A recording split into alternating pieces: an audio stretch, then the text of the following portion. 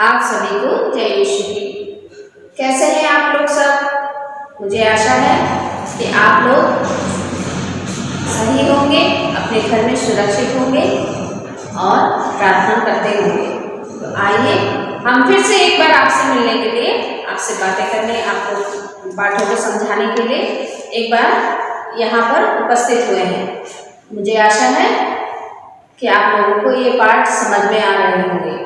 तो इन पाठों को शुरू करने से पहले, इस क्लास को शुरू करने से पहले आइए हम सब अपने हाथ जोड़ें और उस परम पिता परमेश्वर को धन्यवाद दें जिन्होंने हम सबको बनाया है। तो क्रूस का चिन्ह पिता, पुत्र, पवित्र आत्मा के नाम पर आमीन। हे सर्वशक्तिमान पिता ईश्वर, तेरा धन्यवाद करते हैं ये सुंदर समय देने के लिए, ये नया सूरज देने के लिए। तूने रात भर हमको अपने आगोश में संभाल कर रखा और यह खुशनुमा सुबह, ये नई रोशनी हम लोगों को प्रदान की है।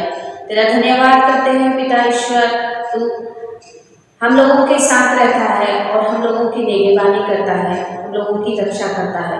तुझसे प्रार्थना करते हैं आज हम जब अपनी कक्षा में जो नया अध्याय शुरू करने जा रहे हैं उनको समझने में हमारी सहायता करें, हमारी बुद्धि को खोल दें, अपने ज्ञान का आत्मा, अपने प्रकाश हम लोगों को प्रदान करें, ताकि हम लोग जो भी पढ़ते और लिखते हैं उसको अच्छे तरीके से समझ सके और उस पर मनन चिंतन कर सके, उसको सीख सके।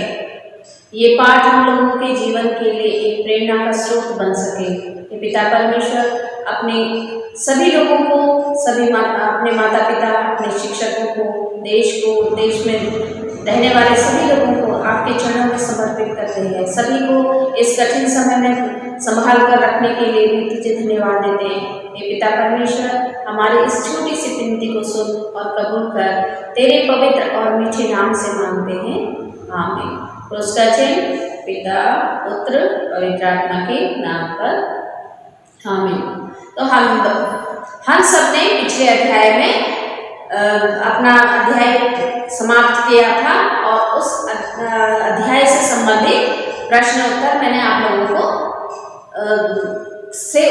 लोगों से कहा था कि उसके उत्तर ढूंढ के रखें। तो मैं आज आप लोगों को उन प्रश्नों के उत्तर बताऊंगी और आप लोग अपने पाठ्य पुस्तिका में इसको जरूर लिखिएगा। तो हम लोगों के जो प्रश्नावली थी उसमें सबसे पहला प्रश्न जो था, सामाजिक न्याय क्या है, ये था, जिसका उत्तर मैं आपको बता रही हूँ और आप लोग अपने पाठ्य पुस्तिका में उसको जरूर लिखिएगा। सामाजिक न्याय का आशय है समाज में हर एक को उसका अधिकार देना, समाज में प्रत्येक व्यक्ति को उसकी मौलिक आवश्यकताओं और अधिकार देने चाहिए, जैसे रोटी, कपड़ा, मकान, सुरक्षा, शिक्षा, मान मर्यादा, स्वतंत्रता, धार्मिक स्वतंत्रता, मताधिकार, रोजगार के अवसर और उचित मजदूरी। अब आते हैं दूसरे प्रश्न पर। दूसरा प्रश्न है, सामाजिक सहभागिता क्या है, जिसका उत्तर है, सामाजिक सहभागिता का आशय है स्वयं अपने एवं अपने परिवार के अतिरिक्त समाज कल्याण की चिंता करना, सामाजिक अन्याय के उन्मूलन के लिए अमीरी तथा गरीबी के भेदभाव को मिटाने, हर एक की आवश्यकताओं की पूर्ति होना, समाज के समग्र विकास की नींव रखना और उसके उत्थान को बढ़ावा देना है।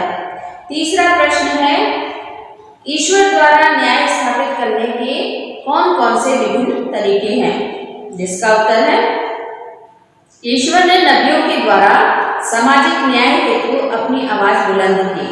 उन्होंने जब जब पृथ्वी पर अत्याचार हुए, अन्याय हुआ, उसके लिए उन्होंने धर्म, समाज और राजनीति में व्याप्त अनेक प्रकार के सामाजिक अन्याय की निंदा की।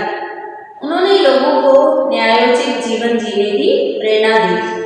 इस प्रकार वे सामाजिक, राजनीतिक, धार्मिक जीवन में व्याप्त अन्याय के उन्मूलन में यथासंभव सहायक सिद्ध हुए और बाइबल में इसके अनेक उदाहरण दिए गए हैं।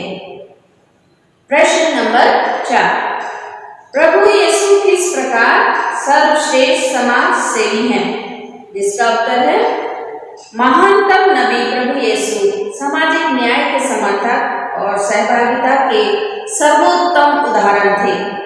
यह उनके जीवन एवं शिक्षाओं से प्रकट होता है। उन्होंने स्वयं अपने जीवन में उन क्रियाकलापों को विशेष महत्व दिया जिनके द्वारा गरीब एवं उपेक्षित जन, पापी और नाकेदार भी गरिमापूर्ण जीवन जी सके। उन्होंने समाज में तिरस्कृत लोगों को वरीयता दी। उन्होंने नेताओं के पाखंड की निंदा की। उन्होंने साहसपूर्वक उन नेताओं को फटकारा जो जनता को गुमराह करते थे। उन्होंने दृढ़तापूर्वक उन लोगों का विरोध किया जो दमनकारी युक्तियां अपनाते थे। उन्होंने उन लोगों को चेतावनी दी जिन्हें अपने धन और बल पर अभिमान था और जो गरीबों तथा दुर्बलों के उत्पीड़न के कारण थे। क्योंकि प्रभु यीशु ने यहूदी समाज में प्रचलित विभिन्न प्रकार के अन्याय का विरोध किया, उन्हें शासक वर्ग की आलोचनाओं का शिकार बनना पड़ा तथा सत्ताधारियों ने प्रभु यीशु के विरोध में झूठा षड्यंत्र रचा और उन्हें क्रूस पर ठोककर मार डाला। प्रश्न नंबर 5, प्रारंभिक कलीसिया में सामाजिक न्याय किस प्रकार सम्मानित था? जिसका उत्तर है प्रारंभिक कलीसिया प्रभु यीशु की शिक्षाओं का अनुगमन करती हुई न्यायोचित समाज का एक उत्कृष्ट नमूना थी। वे सभी जाति, धर्म, वर्ण और भाषा के भेद से परे हटकर एक मन और एक प्राण होकर एक समुदाय में रहते थे। वे अपनी संपत्ति एक दूसरे के साथ बांटते थे।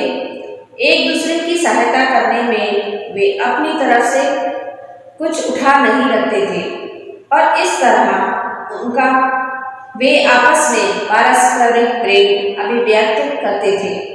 सब विश्वासी एक हृदय थे। उनके पास जो कुछ था उनमें सबका साझा था। वह अपनी चल अचल संपत्ति बेचते थे और उसकी कीमत हर एक की जरूरत के अनुसार सब में बांटते थे। प्रश्न नंबर 6, आज कलीसिया सामाजिक न्याय की स्थापना के लिए क्या करती है? उत्तर, प्रारंभिक कलीसिया का अनुसरण करते हुए आज कलीसिया सामाजिक न्याय की स्थापना को अपना मिशन मानती है। कलीसिया इसके लिए कार्यरत है। संत पापा ने भी सामाजिक न्याय पर अनेक विश्व पत्र प्रेषित किए हैं। प्रत्येक धर्मभाग में सामाजिक न्याय को समर्थन एवं प्रोत्साहन देने के लिए विविध प्रयास किए जाते हैं। कलीसिया विश्व में सामाजिक अन्याय को दर्शाती है, उसकी निंदा करती है और उन्हें सुधारती है। कलीसिया न्याय की स्थापना के लिए निश्चय ही क्रियाशील है। प्रश्न नंबर 7, हमारी सामाजिक सहभागिता के लिए द्वितीय वैटिकन महासभा क्या निर्देश देती है?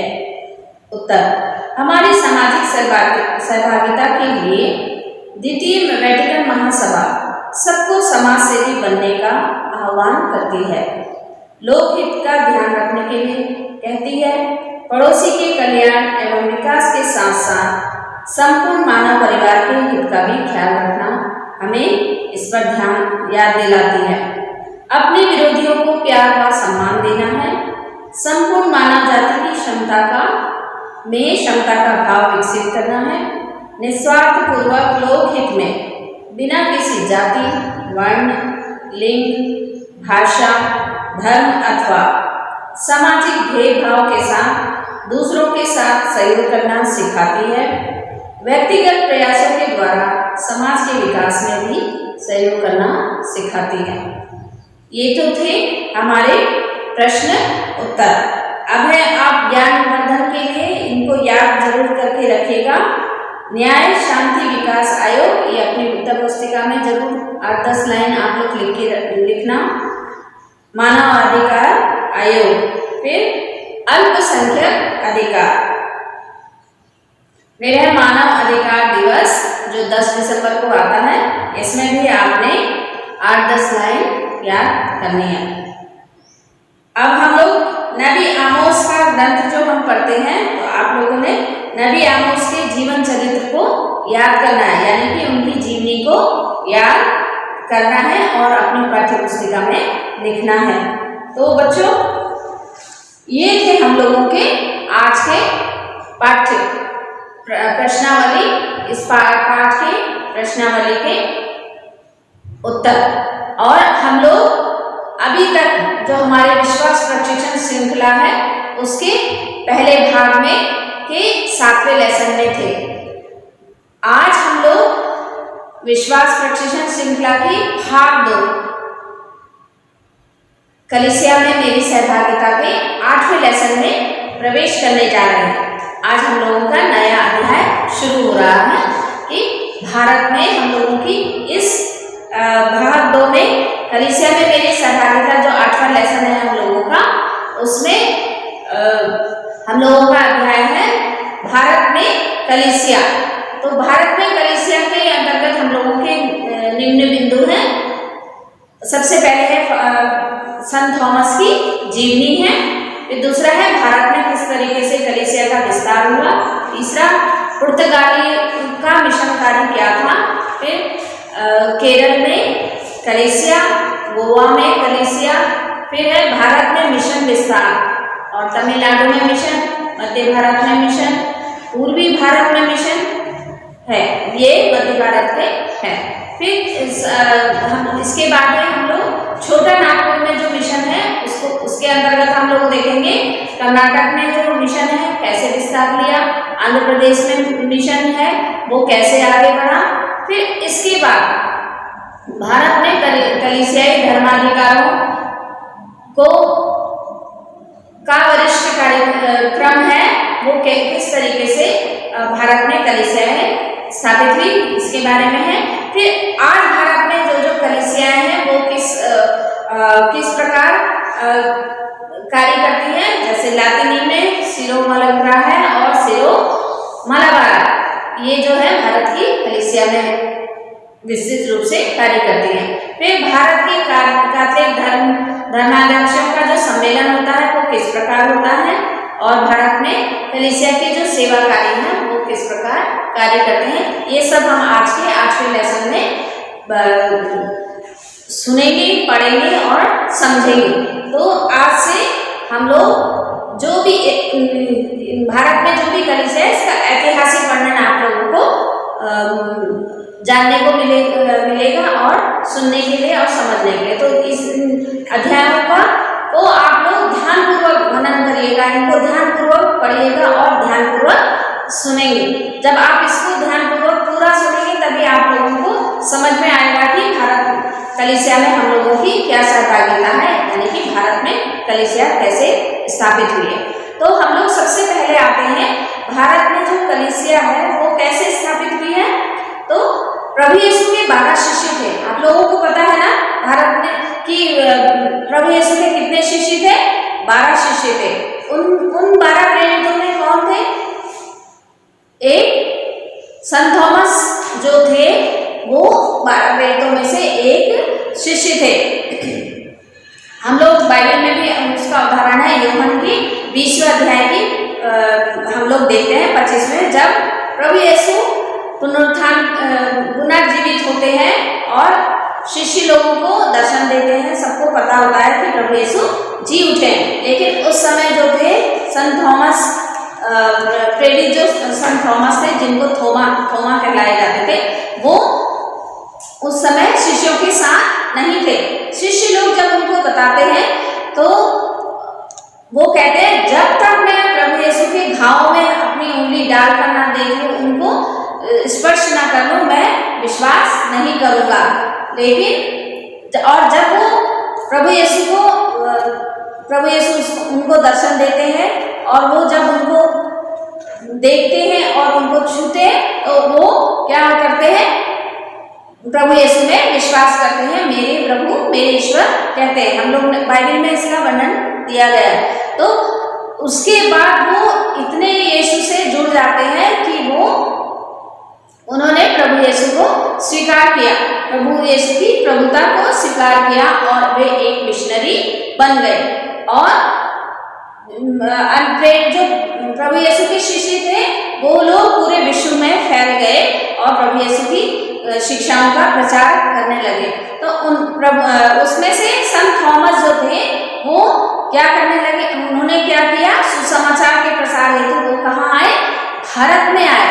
और ये सब का प्रमाण कि संत थॉमस भारत में आए और उन्होंने प्रभु यीशु के शिक्षाओं का प्रचार किया, सुसमाचार का प्रचार किया, ये सब के ऐतिहासिक प्रमाण है, वास्तव में मौजूद है। और जिससे कि हम लोगों को पता चलता है कि वो प्रभु यीशु के शिष्य थे और वो भारत आए थे जहाँ से ख्रिस्ती कलीसिया प्रारंभ हुई थी। तो माना जाता है या कहा जाता है कि संत थॉमस सन 52 ईस्वी में केरल के कोटुंगालूर नामक स्थान में आए थे, जो कहाँ पर था, समुद्र तट के पास था। वहां से उन्होंने अपने सुसमाचार को प्रारंभ किया था। इसके बाद वो दक्षिण की ओर गए और समुद्र के तटवर्ती इलाकों में उन्होंने प्रचार करते हुए 7 स्थानों पर गिरजाघर स्थापित किए। उन्होंने कुछ पुरोहितों का अभिषेक भी किया। इसके बाद वो कहाँ गए, पूर्वी तट की ओर गए और वहाँ चोल वंशी राज्य था, वहाँ पर यानी कि जो चोल वंश राज्य जो आज का वर्तमान तमिलनाडु है, वहाँ पर उन्होंने बहुत से लोगों को ख्रिस्ती बनाया। वहाँ से वो अपना जो सुसमाचार की घोषणा करते हुए कहाँ गए, उत्तरी इलाके में गए और कहाँ तक पहुँचे, चीन तक गए। जैसे इतिहास में वर्णन मिलता है वो चीन तक गए और उन्होंने वहाँ पर भी सुसमाचार की घोषणा की। उसके बाद वो फिर से दोबारा कहाँ लौटे, केरल में लौटे और कुछ वर्षों तक उन्होंने वहीं पर प्रचार किया। अंत में सन 72 में यानी कि 52 में वो यहाँ आए थे, सन 52 में वो यहाँ आए थे और सन 72 ईस्वी में मलयापुर एक जगह है, वहाँ पर निकट पहाड़ी है जहाँ पर उनकी मृत्यु हुई थी, यानी कि उनको भाले से छेद दिया गया था। लेकिन क्या था, भयंकर उनको पीड़ा थी, भाले से उनको छेदा गया था। वो कहाँ गए, एक सरकते हुए एक ऊंची पहाड़ी पर गए और वहाँ पर उन्होंने पत्थर से निर्मित एक पत्थर से बना हुआ क्रूस था, उसको पकड़ के उन्होंने अंतिम सांस ली। और आज आपको मालूम है, आज वो पहाड़ क्या कहलाया जाता है, थॉमस माउंट के नाम से प्रसिद्ध है। यानी कि जब संत थॉमस की मृत्यु हुई, जिस पहाड़ी पे वे मरे, वहाँ पर वो पहाड़ी थॉमस माउंट के नाम से जानी जाती है और वहाँ पर उनका पार्थिव शरीर रखा गया है। ये गिरजाघर कहाँ पर है, आज चेन्नई के संत थोमा गिरजाघर जो है, संत थॉमस की जो पार्थिव शरीर है, वहाँ पर आज चेन्नई का संत थोमा महागिरजाघर खड़ा है और उनकी जो समाधि है महागिरजाघर की मुख्य वेदी के गर्भतल में हम लोग देख सकते हैं। आप लोगों को कभी भी समय मौका मिले, आप लोग जरूर यहाँ जाइएगा और वहाँ पर आप उनके दर्शन देख सकते हैं और प्रत्यक्ष अनुभव कर सकते हैं कि किस तरीके से उन्होंने संत थॉमस भारत आए और उन्होंने प्रभु यीशु का सुसमाचार का प्रचार किया। तो ये कोई काल्पनिक घटना नहीं है। आप लोग सोचे कि ये काल्पनिक घटना है, ये वास्तविक है और आप लोग वहाँ जाकर इसको देख सकते हैं और महसूस कर सकते हैं कि इस तरीके से संत थॉमस भारत में आए और उन्होंने प्रभु यीशु की सुसमाचारों का यहाँ पर प्रचार किया। अब आते हैं हम लोग भारत में कलीसिया का विस्तार क्या हुआ। हम सब भारतीय जो हैं, हम लोग संत थॉमस के बहुत ऋणी हैं। कैसे? क्योंकि संत थॉमस के द्वारा ही हम लोगों को पता चला प्रभु यीशु ख्रिस्त हैं और उन्होंने क्या कार्य किए। उनके सुसमाचार के प्रचार के द्वारा ही हम लोग जो भी यहाँ पर भारत में जो भी ख्रिस्ती हैं, वो अपने धर्म परिवर्तन जो हम लोगों ने ख्रिस्ती धर्म ग्रहण किया है, हम संत थॉमस के बहुत ऋणी हैं। यानी कि उनके लिए हम लोग कृतज्ञ हैं जिन्होंने हमें प्रभु यीशु से रूबरू कराया, प्रभु यीशु की शिक्षाओं को से हम लोगों को की पहचान कराया। तो वे मलाबार के पश्चिमी तट और पूर्व में मलयापुर क्षेत्र में निवास करते थे। संत थॉमस, जैसे मैंने आपको उनकी जीवनी के बारे में बताया, तो वहाँ पर वो क्षेत्र में वो निवास करते थे।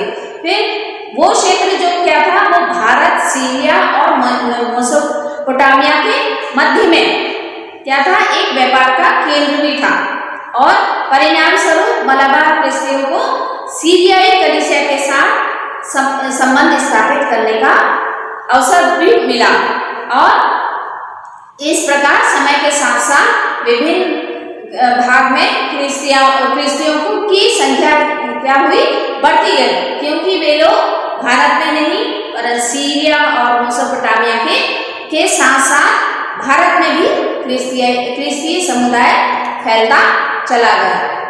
तो ये हम लोग संत थॉमस के हम लोग क्रिस्तियों को बहुत ज़्यादा आभारी हैं, हम लोग उनके ऋणी हैं जिनके द्वारा हम लोगों को प्रभु यीशु क्रिस्त का सुसमाचार मिला और हम उनको प्रभु यीशु की शिक्षाओं को जान पाए।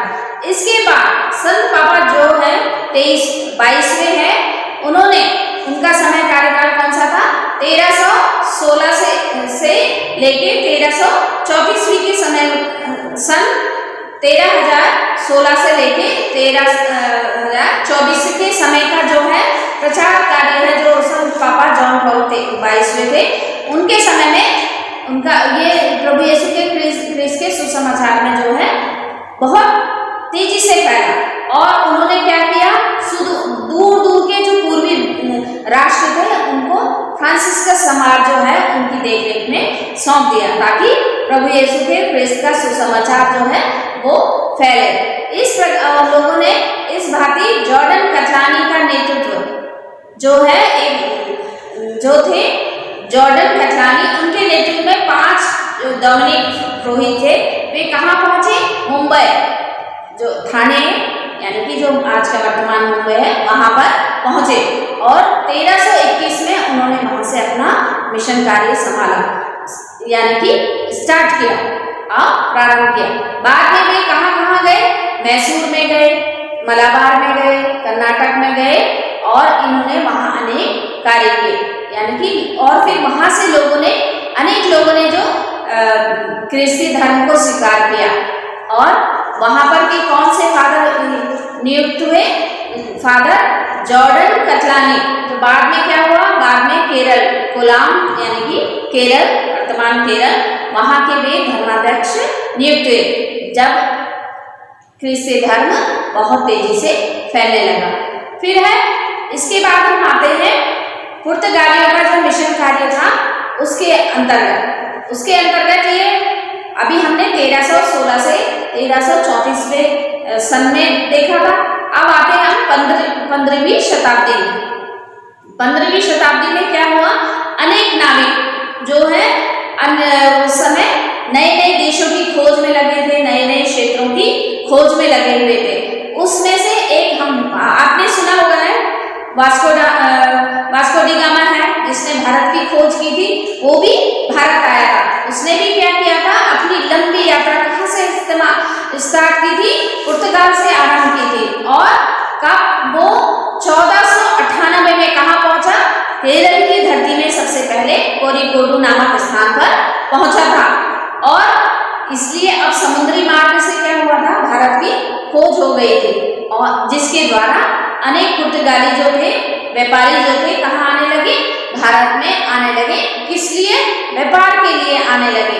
और जो पुर्तगाल के जो सम्राट थे उन्होंने क्या किया, जो व्यापारी भारत में आ रहे हैं उनका जो आध्यात्मिक देख रेख है, यानी कि वो अपने रास्ते से उनको आध्यात्मिक जैसे मिसा पूजन है, प्रार्थना वगैरह के लिए उनकी देख रेख के लिए उन्होंने क्या भेजा, वहां से पुरोहित गणों को भेजा।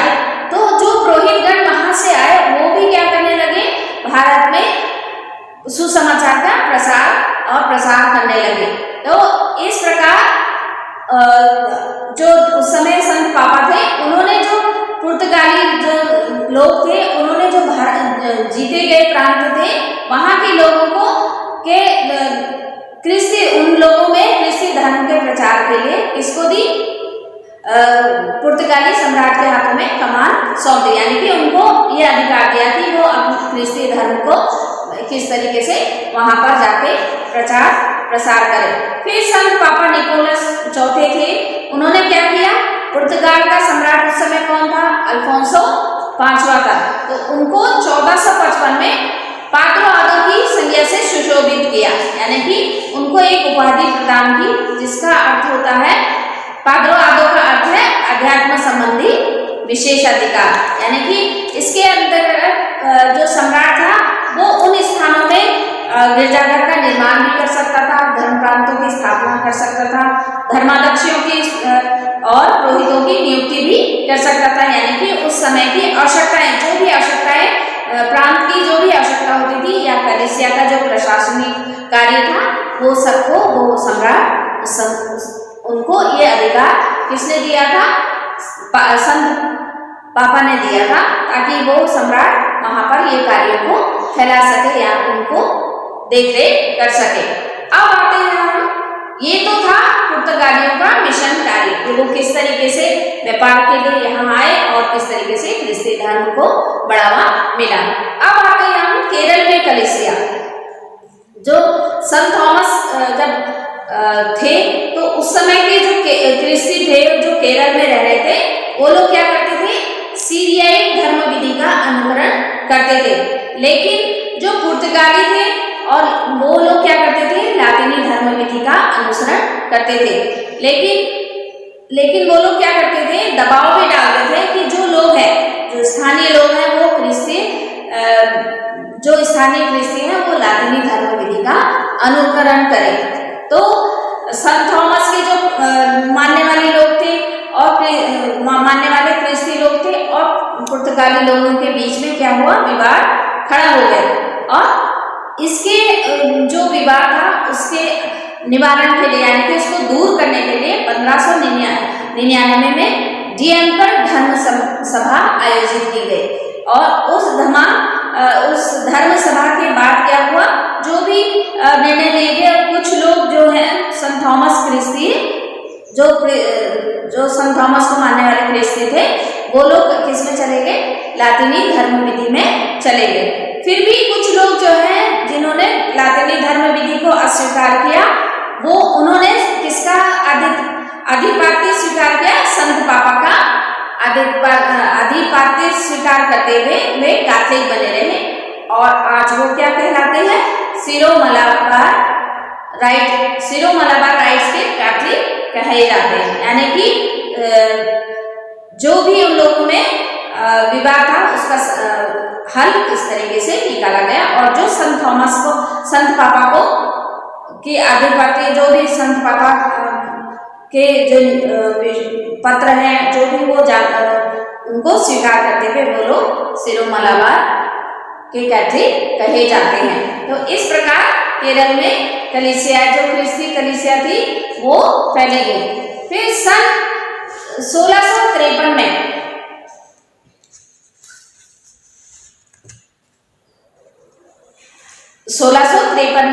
संत थॉमस के ख्रिस्तियों के एक वर्ग में क्या हुआ, वो लोग जो संत पापा के उसमें शामिल हो गए थे वो फिर से उसमें से अलग हो गए।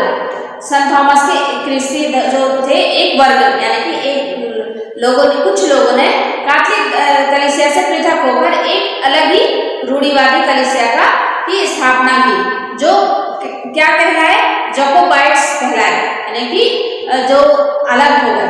फिर सन 1930 में दो धर्माध्यक्ष मार इवानियोस और मार थियोफिलुस की अगुवाई में जैकोबाइट्स कलीसिया का एक वर्ग संत पापा के आधिपत्य को स्वीकार कर कैथोलिक कलीसिया से संयुक्त हो गया।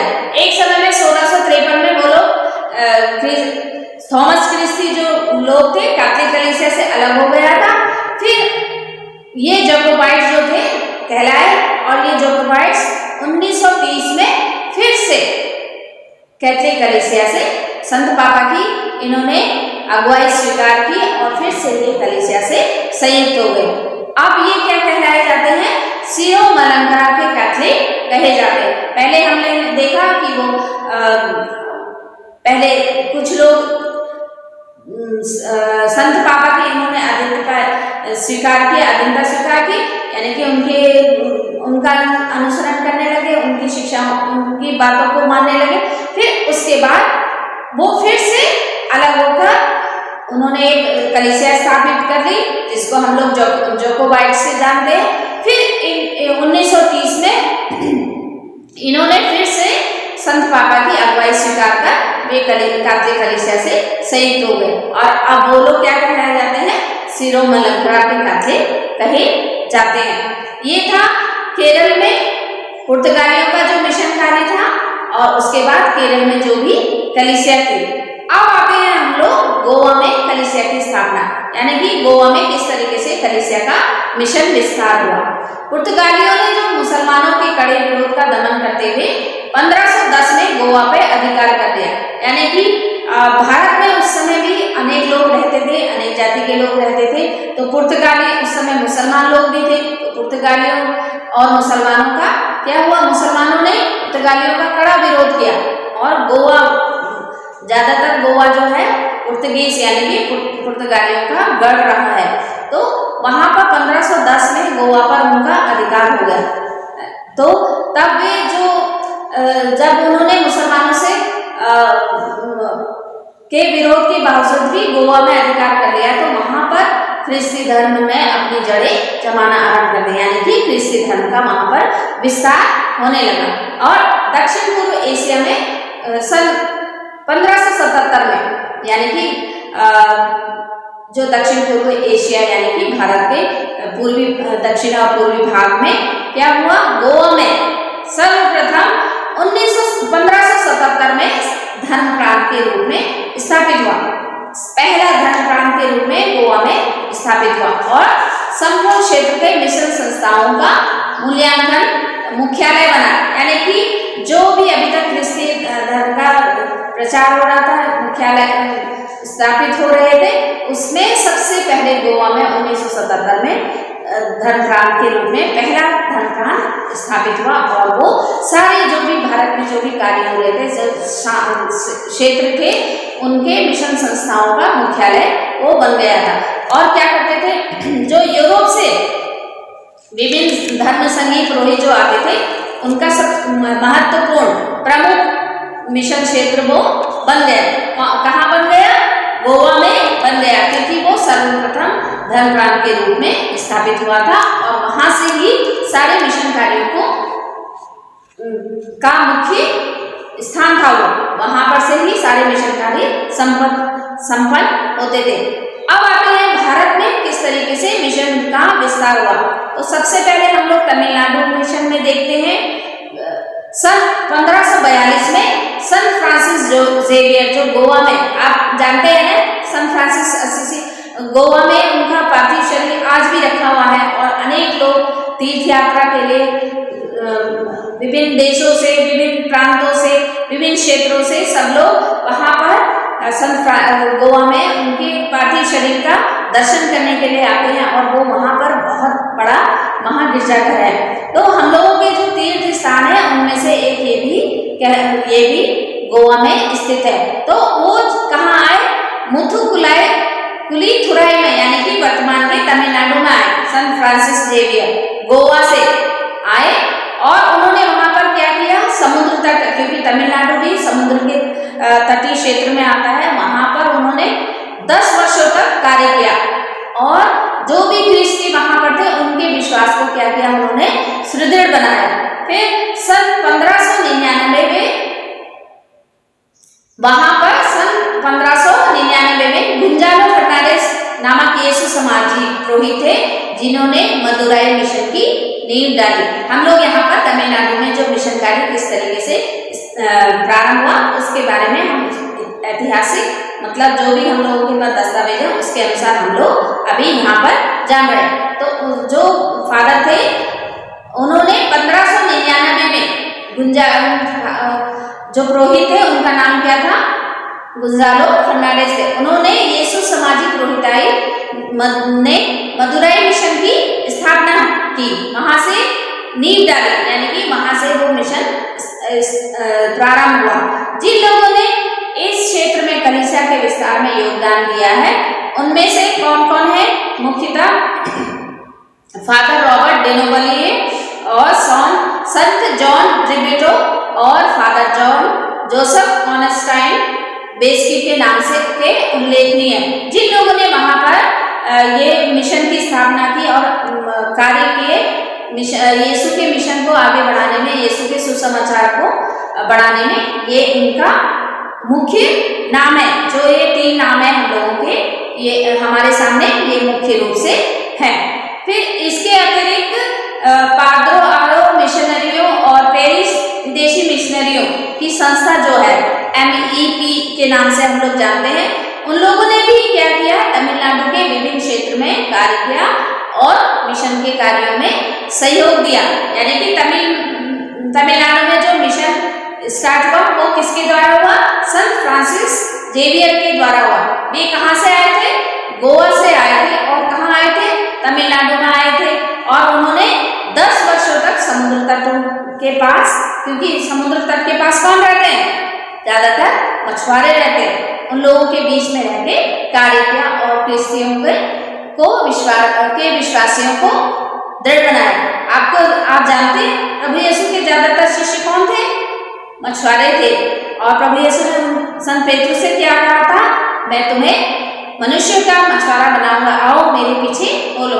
तो इन लोगों के बीच में रहकर संत फ्रांसिस जेवियर ने कार्य किया था और उन लोगों के क्रिस्तीय विश्वास को दृढ़ बनाया था। उन्हीं की आगे बढ़ाते हुए हम आते हैं मध्य भारत में जो मिशन था 15वीं शताब्दी में, तो 1542 से 1599 में गोवा में हुआ, तमिलनाडु में विस्तार हुआ। अब मध्य भारत में 16वीं शताब्दी, यानी कि अब आ गई 16वीं शताब्दी। 16वीं शताब्दी में क्या किया, यीशु समाजी जो मिशनरी थे उन लोगों ने कहा किया, मध्य भारत में क्रिस्ती धर्म का प्रचार प्रसार किया। हम लोग इतिहास में जानते हैं मुगल सम्राट जो था, उन्होंने अपने दरबार में क्या किया था, क्रिस्ती पुरोहितों को बुलाकर उनसे प्रभु यीशु के बारे में जाना था, जो बाइबल ग्रंथ है उसके बारे में जाना था। उस समय जो मुगल सम्राट जो था अकबर, हम लोग इतिहास में पढ़ते हैं, उन्होंने क्या किया था, दीन इलाही नामक एक नया धर्म स्थापित किया था और उसकी योजना बनाई थी। तो उन्होंने सन 1571 में क्या किया, क्रिस्ती धर्म के विषय में विचार व्यक्त करने के लिए गोवा के यीशु समाजी पुरोहितों को अपने दरबार में आमंत्रित किया। यानी कि वो जो महाराजा सम्राट अकबर था वो सारे धर्मों का आदर करता था और जो सारे धर्मों की अच्छी चीजों को वो ग्रहण करता था। उन्हीं सब चीजों को मिलाकर उसने दीन इलाही नामक धर्म का स्थापित करने की योजना बनाई और इसलिए उन्होंने यीशु समाजी पुरोहितों को अपने दरबार में आमंत्रित किया। तो जब उन्होंने आमंत्रित किया तो सम्राट ने उन लोगों को संरक्षण दिया और उन पुरोहितों को आगरा, दिल्ली, लाहौर, पटना और कुछ और स्थानों पर भी उन्होंने क्या करा, इन पुरोहितों ने गिरजाघर की स्थापना की और उनका विकास किया। आज भी हम लोग आगरा में देख सकते हैं बहुत सुंदर सुंदर महागिरजाघर बने हुए हैं जो किस समय से प्रारंभ हुए थे, सम्राट अकबर के समय में स्थापित हुए थे। और इन लोगों ने क्या किया, अकबर के यही नहीं, अकबर के बाद भी जहांगीर जो थे, सम्राट जहांगीर, उसने भी उन जो पुरोहितों द्वारा मिशन कार्य हो रहा था उनको प्रोत्साहित किया था। इस प्रकार क्या हुआ, अकबर के द्वारा मध्य भारत में पुरोहितों को अपना मिशन कार्य को आगे बढ़ाने के लिए मौका मिला और उन्होंने उन्हीं के संरक्षण में रहकर अनेक गिरजाघर बनवाए और सम्राट अकबर के पश्चात उनके बेटे ने भी, जहांगीर ने भी इस मिशन कार्य को आगे बढ़ाने में प्रोत्साहन किया। तो अब आते हैं हम लोग, ये तो था मध्य भारत में। अब आते हैं पूर्वी भारत में मिशन। जो पूर्वी भारत में जो मिशन है वो वहां पर किसने प्रचार प्रारंभ किया, अगस्तुनी समाज के पुरोहितों ने मिशन कार्य के लिए उन्होंने कदम रखा और बंगाल के मध्य भारत में तो हो गया और बंगाल के हुगली नदी है, आपने पढ़ा होगा, जो लोग कलकत्ता वगैरह गए हैं उन्होंने हुगली नदी को भी देखा होगा। जो हुगली नदी है उसके आसपास जो भी बंगाल बंगाली लोग, जो भी लोग रहते थे उस क्षेत्र के आसपास उन्होंने कार्य को प्रारंभ किया। यानी कि वहां उन लोगों ने मध्य भारत में तो हो गया, अब लेकिन पूर्वी क्षेत्र में हुगली के आसपास मिशन कार्य का प्रसार हुआ। तो वहां पर उन लोगों ने क्या किया, यीशु समाजी और अन्य लोगों ने भी उनका अनुकरण किया। यानी कि जो लोग आए थे, उनके जो पुरोहित लोग आए थे, उन लोगों का उन्होंने अनुगमन किया।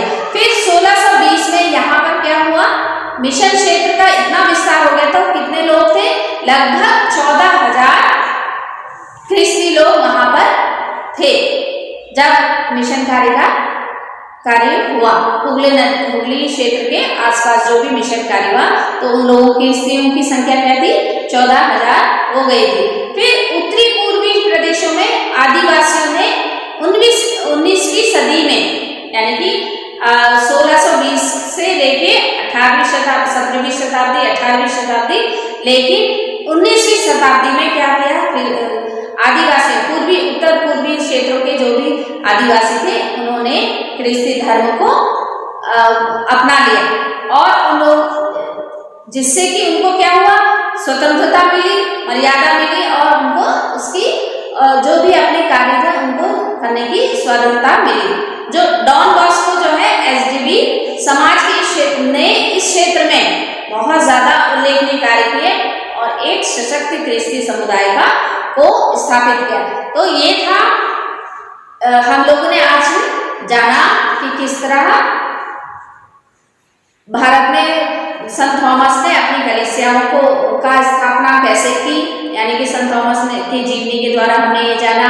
फिर भारत में कलीसिया का विस्तार किस प्रकार हुआ, फिर पुर्तगाली जो आए थे, नाविक लोग आए थे, उनके पीछे पुरोहित लोगों ने किस तरीके से मिशन कार्य किया।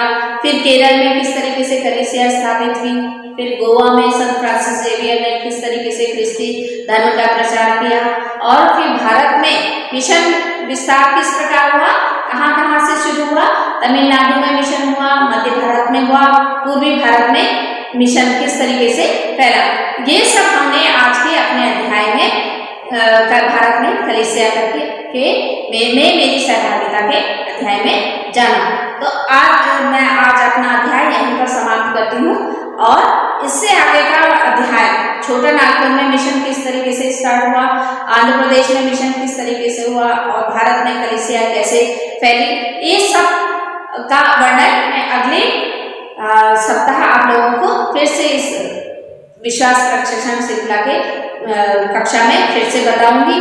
आज मुझे आशा है आपको जो भी मैंने बताया, जो भी आप लोगों को भारत में जो कलीसिया का विस्तार हुआ, ये सब आप लोगों को समझ में आया होगा। मैं आशा करती हूँ कि आप लोग इसको फिर से पढ़िएगा, क्योंकि हमें अपने जो इतिहास है उसको जानना बहुत जरूरी है कि किस तरीके से हम लोगों का ख्रिस्ती धर्म भारत में किस तरीके से उसका विस्तार हुआ। तो मुझे आशा है आप लोगों को जरूर समझ में आया होगा।